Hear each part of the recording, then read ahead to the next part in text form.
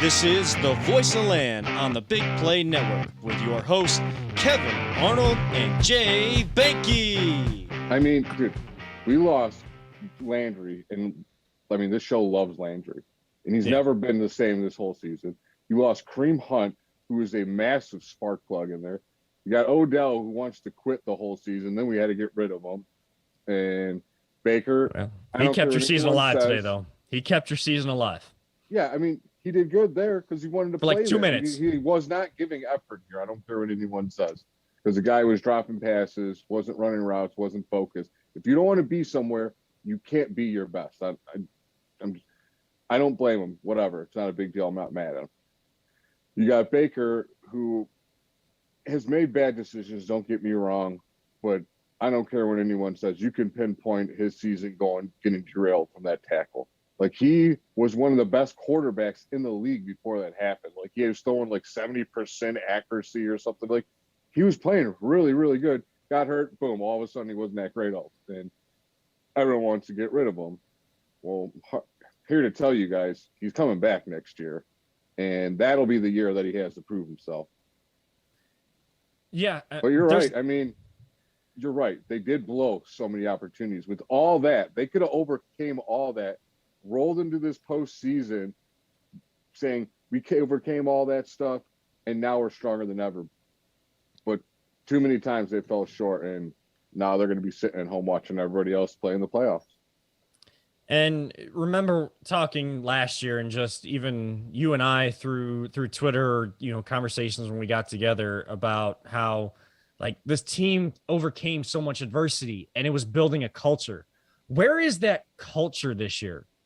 Again, we have one good year and it goes right in the crapper again. I'm sick and tired of having to say there's always next year. I'm sick and tired of having to say that, it was just a flash in the pan. Why don't we ever get to have nice things here in Cleveland? You know why? Because people continuously, I don't know what it is, a dark cloud, some sort of dark magic in Berea, but there is this curse of Paul Brown. The curse of Paul Brown, the curse of something where even if the people show that they don't think that they're smarter than everybody else, somehow their mentalities, their philosophies, what we see, what happens on the field from one good year to the next year is we're smarter than everybody else. We're going to show them that, oh yeah, like we can be a passing team. We don't have to run the football. You have two of the best running backs in the league. And I know Kareem Hunt's been out. Dearness Johnson has come in and played well, but you neglect to go with the run. The Tennessee Titans relied heavily on Derrick Henry and played pretty well. Now, they're still the number one seed in the AFC because guess what?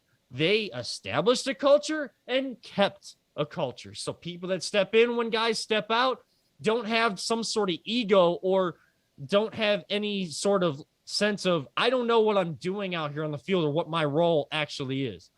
You have arguably the best running back in the league, and you did not continue to find a way to use your best asset to still be a running football team. You tried to be a passing football team that has a really good running back. You should be a running football team with having one of the best running backs on your team to then set up the passes you did last year.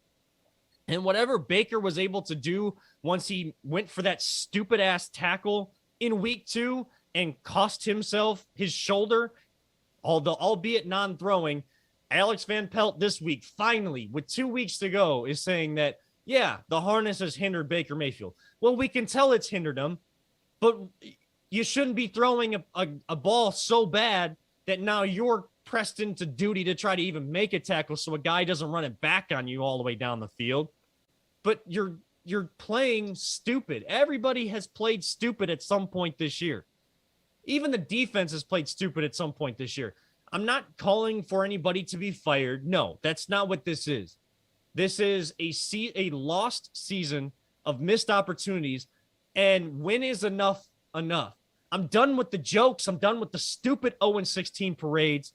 I don't care if those people that organize that are on the same network. I'm sick and tired of that crap.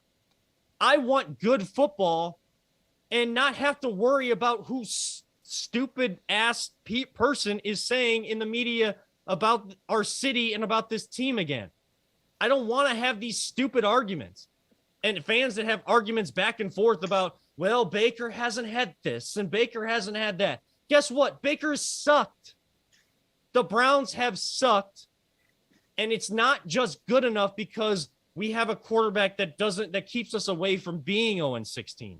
That's not good enough anymore. Cleveland, the expectations have changed, and they should have always been changed. And when you go out there as fans and make your own jokes, guess what? When you complain about the national media making the same joke, you only have yourself to blame